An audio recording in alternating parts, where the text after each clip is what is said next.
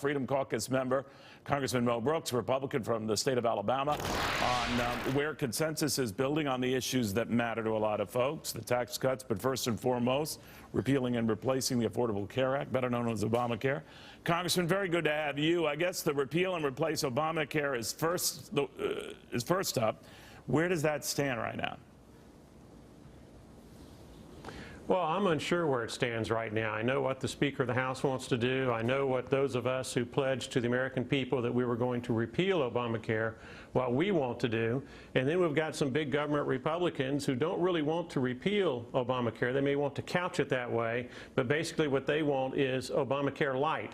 There still would be some form of Obamacare and higher taxes on people who are paying for the cost of insurance for themselves and also for those who wish to be subsidized.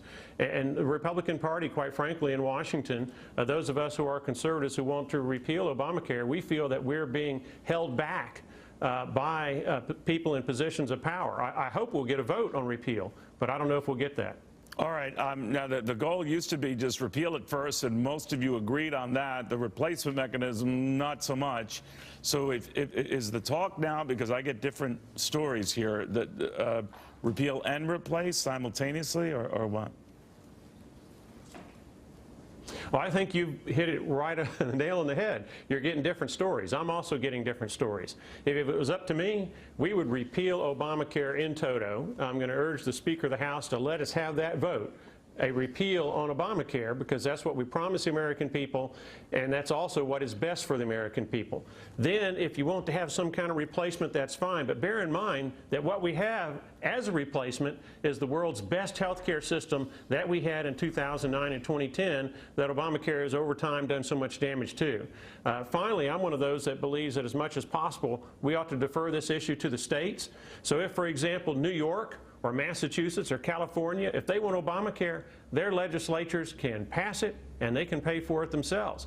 States like mine, Alabama, that don't want Obamacare, that still believe in individual freedom and liberty and responsibilities for the decisions you make during your lifetimes, we cannot have Obamacare and not have our industries, our employers, and our people burdened with the high cost associated with that failed program. I don't know where this is going, sir, to your point, and I do know that there's been a concern that if you repeal it and 20+ million who have coverage right now don't have coverage, and you have to sort that out, or some of you say it's not up to you to sort that out. But the issue is that this could push back the tax cut thing. Are you worried about that? How likely is that? Because to your point, you don't seem in agreement on these bigger repeal and replace options, so the tax cut, I can imagine, getting pushed back further. Well, I think that is likely to happen as long as Obamacare is on the front burner, so to speak. That's going to push a lot of other issues back somewhat. We've also got the problem that the White House is facing. You still have the Democrats having exercised a very successful obstructionist program to delay the White House being fully complemented with its cabinet and all the subordinate employees who are hired by the cabinet members once they're appointed. So the White House is struggling because of the absence of a full and complete cabinet. Democrats' obstruction has been very, very good and effective in that respect. From my perspective, it'd be bad, but from a Democrat perspective, it's good. And in the House, we have yet to confront any of the major issues as we wait for the White House to give us some direction on which place they want to take us. Now, as for me, on Obamacare, it's simple. We've had repeal votes in the past. Let's go ahead and have a repeal vote.